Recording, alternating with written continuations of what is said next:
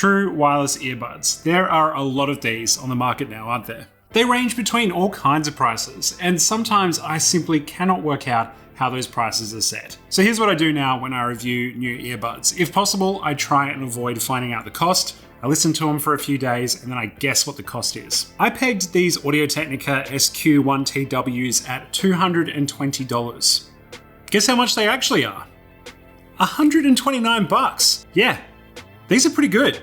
Coming in 6 different colors, these plastic squarish earbuds also don't look as cheap as they are. They're kind of stylish actually.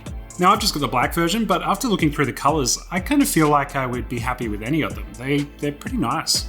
The USB-C powered case that holds them carries on that sleek design, feels adequately protective, and closes with a very satisfying snap. Very important. Same goes for putting the earbuds into the case actually.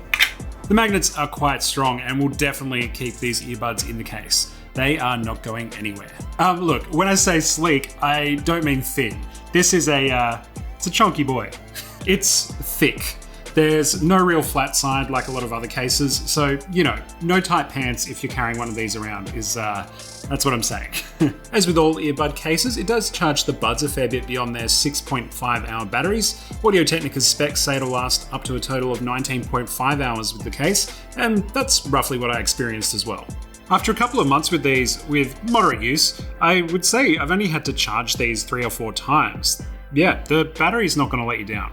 They connect to your Android phone's Bluetooth via fast pair, so you can put them near your phone, they recognize each other, and they'll just pair super quick. Now this of course works best on something like an Android phone, but I did have just as much luck pairing it to a PC or an iPad as well. If you want to switch the source of what you're listening to, say you want to switch from an Android phone to an iPad, you do first have to disconnect these from the original device. There's no smart switching going on here. You have to manually do everything. As far as the Bluetooth connection quality goes, yeah, these have been totally fine and I have not experienced any dropout of this sort.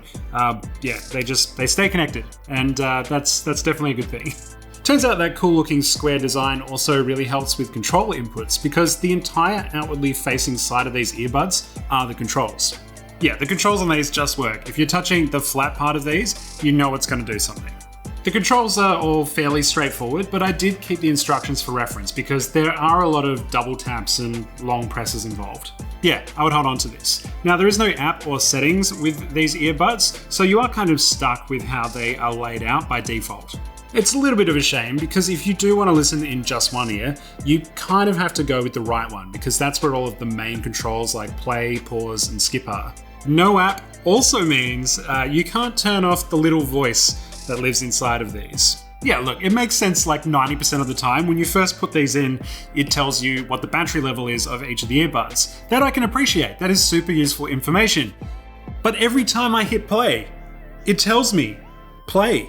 And every time I hit pause, it tells me pause. I don't need to be told that. I can hear it. I can hear it playing. I can hear it being paused. Like imagine if your lights did this. Lights on. Lights off. Yeah, I just want the voice to go away. I know it's playing. I can hear it.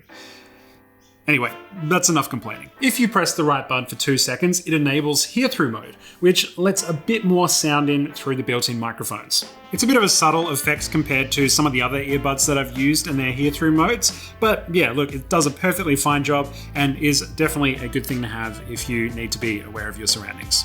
There is also a low latency mode that is activated by holding the left earbud for 3 seconds. And that makes it so the sound of games and movies and stuff like that are kept in sync to the on-screen action. I didn't really find myself having to use this feature. Everything I tested these with were pretty much well synced already, but I can see it being pretty useful if you're doing something like playing instruments or playing competitive games on your mobile. Now, while they don't have any form of digital noise cancelling, they do burrow so deep into your ears that they effectively have noise cancelling anyway.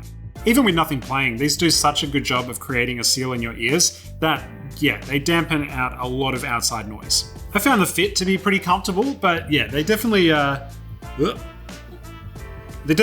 take you by surprise when you first put them in. I actually think a big part of this deep in-ear design is what makes the overall sound of these so good.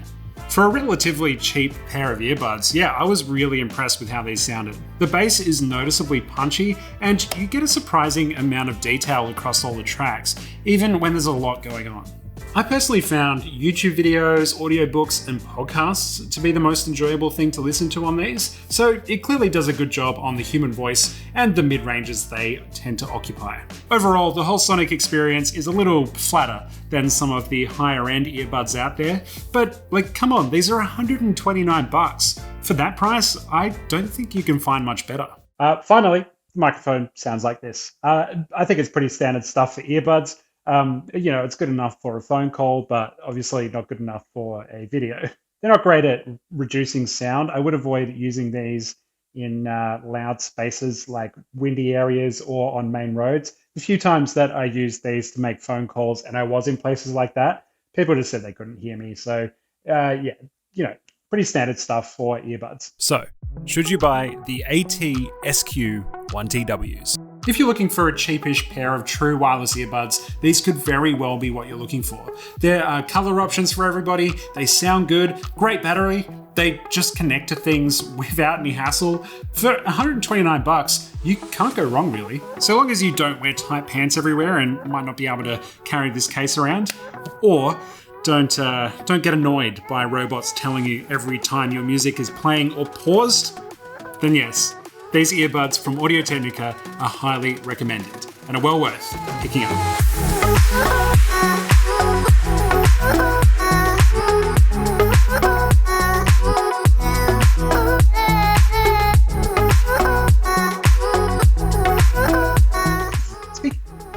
Speak. Okay, he's not helping. Like and subscribe.